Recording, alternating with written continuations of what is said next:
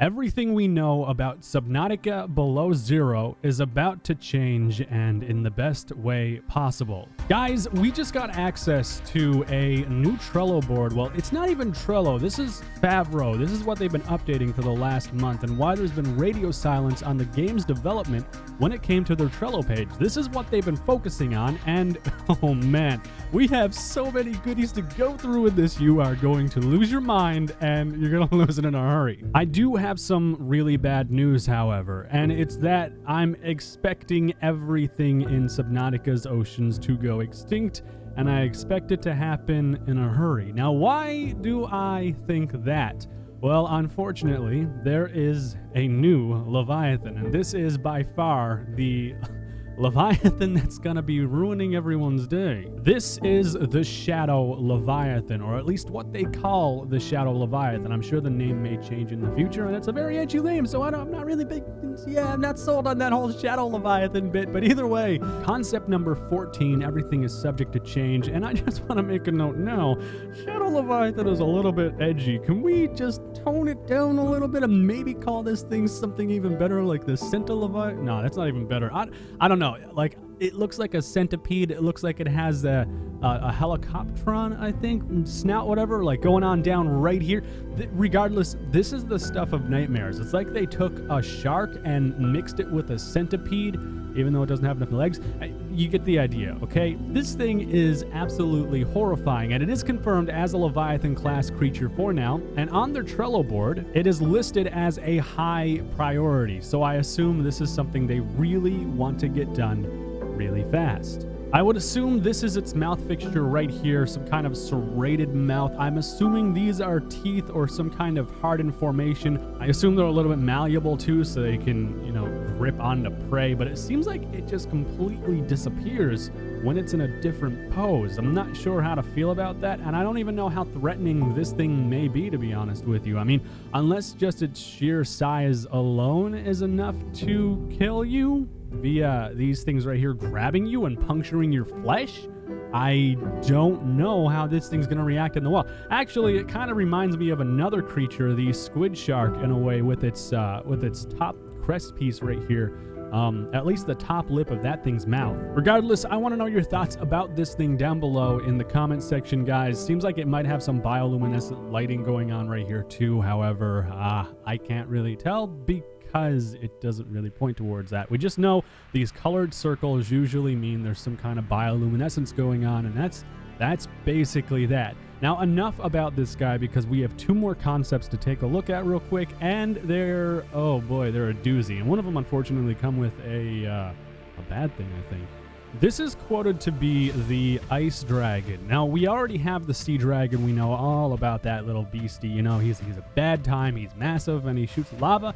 Well, they went ahead and they made an Ice Dragon concept. Actually, I have a 3D model I'm about to show you as well. However, I do want to start this off just by saying that they gave this the tag cut candidate. So I can only assume that means this thing is up to be removed entirely from production, even though it's already 3D modeled. God, like, that's what I come to the conclusion of, cut candidate, you know, and they have a couple more cut candidates as well that they're looking at. They're looking at the Transfusion, the Vent Gardens, and this guy right here as well, that thing right there, basically, which we will also take a look at the 3D model in just a moment. So don't get your hopes up too high. Again, everything is subject to change. They could decide to keep this guy in. They could decide to remove him. Like, they could decide to scrap the whole expansion, to be honest with you. If I was going to be completely honest about it, the Ice Dragon name and how it looks fairly unique up until the point they decided to give it what resemble wings, which I don't really understand why this would even remotely have something that would resemble wings. I'd understand fins, and I know that's their main purpose, but I mean, realistically, it's like they tried to make a fish or a dragon look like a fish and keep it still aesthetically pleasing for dragon lovers, I guess. I don't know how to feel about that. That's the thing about it. Luckily, we do have a 3D model preview right here made by Fox 3D, and I take back every bad thing I said about this or anything being cliche. Look at that mouth. Dude, that is crazy. And that tongue, I guess that's where the tongue is. Maybe that's where it sucks food. Oh, God, that is where it sucks food down. Oh, my God. It skewers food and then sucks it down this pipe right here. And it goes into its oh, no, that's not okay. Oh, that's terrifying. This thing, oh, wow. You got all those teeth. You got the, oh, man, this thing is muscular as hell, too. That's actually kind of terrifying. It's like a... It's actually built, like, from what I can see right here, like a dragon's muscles would be built. This is actually ridiculous. I feel like if you caught this thing and you cooked it up, you'd make a hell of a steak. You'd make ice dragon steak. Oh, man, that actually sounds pretty good. Either way, guys, this is the ice dragon, a creature that may be cut from the game. Who knows what they're going to do with it yet. Seems like it has some armor plating as well on the back of its head. And all in all, man, this thing, oh man, I wouldn't want to meet this thing anywhere in the ocean at all. This would be such a bad time. That's not even remotely, like, I can't make a sentence that would do this thing justification as to how terrifying this would be to see in the ocean. Or like, even if it just flew by and you caught a glimpse of two of its eyes, what is that? I don't know what that's supposed to, I think that might just be like a rendering error, but you just get a glimpse of it like floating by with its two... Oh boy, I can't. You get a glimpse of it floating by with its two eyes. Oh, God. No. No. That's not okay. And this is the freaking whatever. The assholes and sadness fish, basically. It looks like it has a penguin mouth. That's basically this creature right here. I do believe people have already shown this off in some videos. I don't know how new this thing is because I took a hiatus from Subnautica and Subnautica content for a little bit.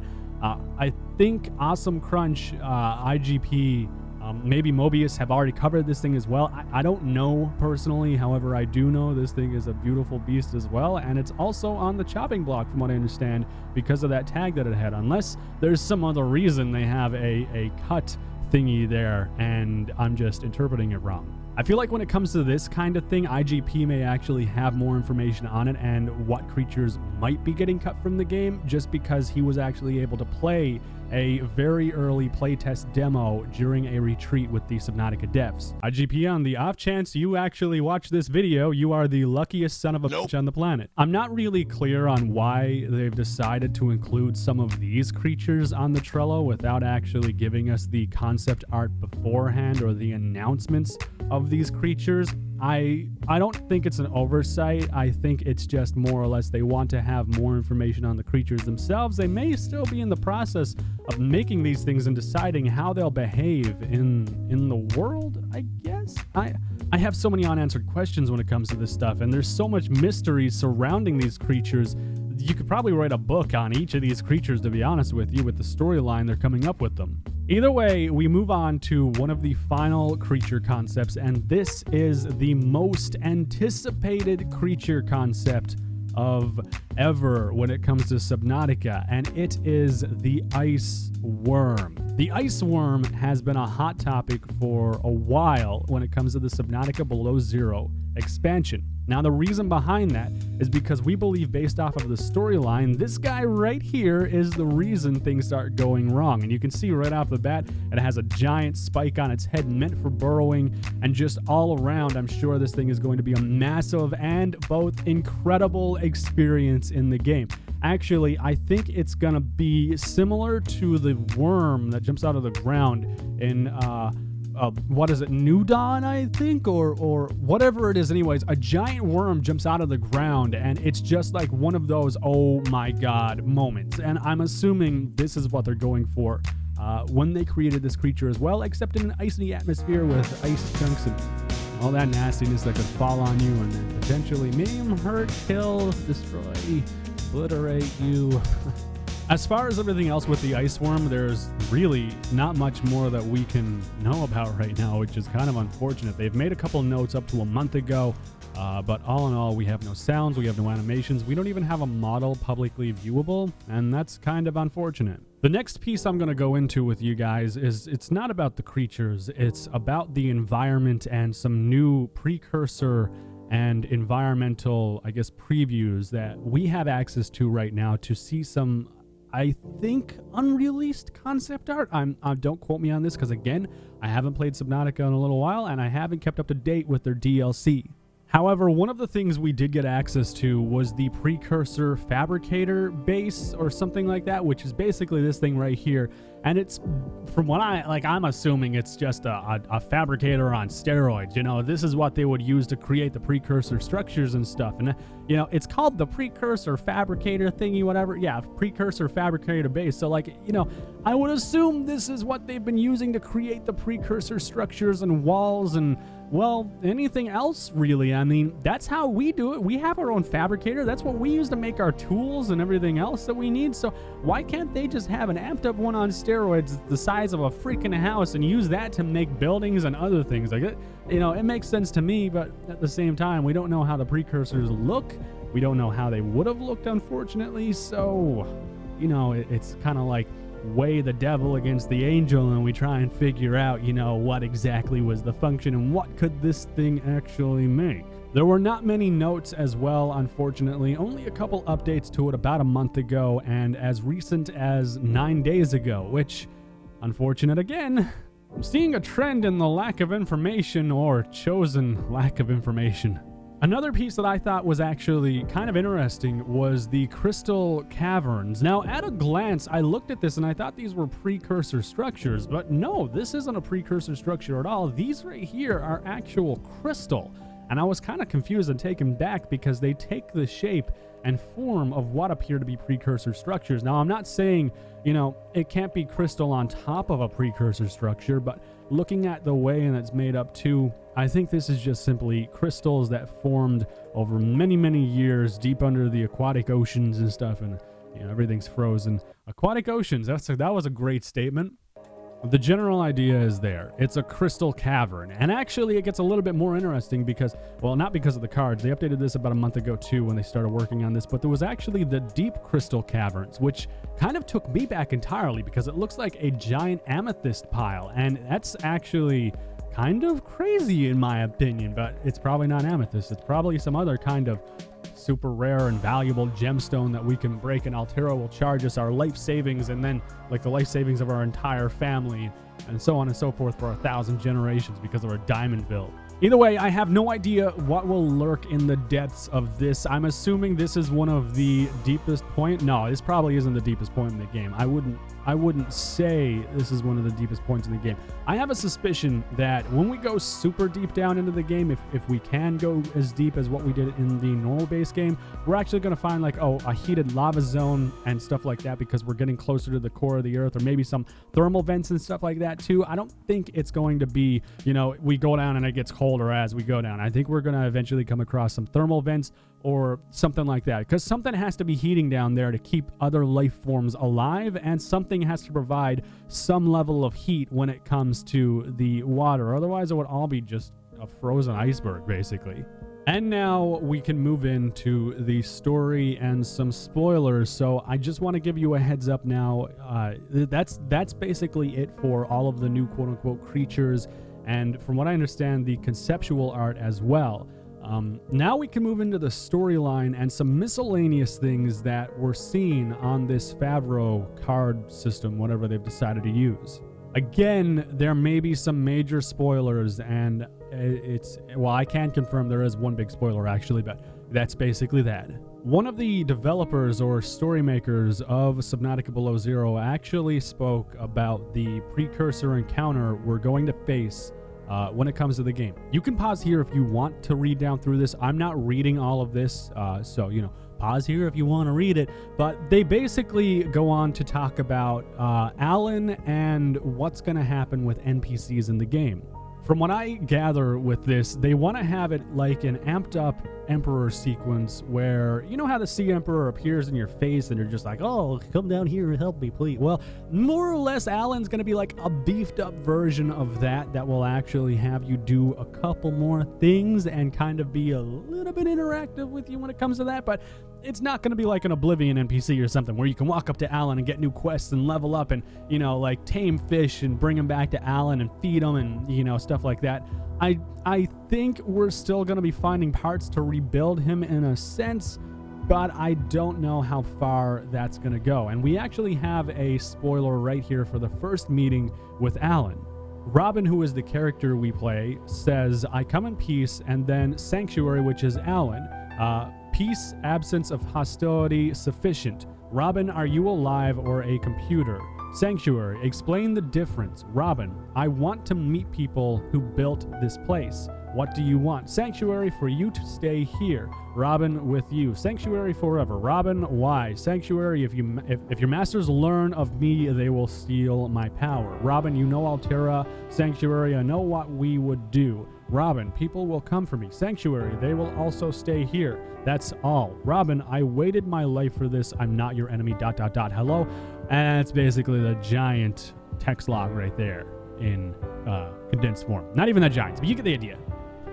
So while there isn't very much here right now that I guess spoils the story in a way, there are some segments here and acts that they speak about and what's going to be happening during your adventure in the expansion. These start off with starting base research, and that's basically you start researching a lot of different things and finding things as well. You also come across a ice tunnel.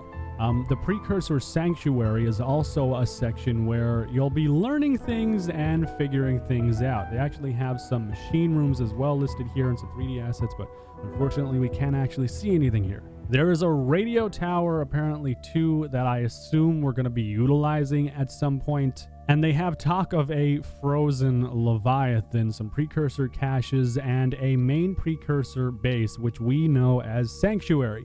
And then the ending, which is Act V, Act 5, I believe in Roman numerals, or Act 4, details found on Top Secret Collection.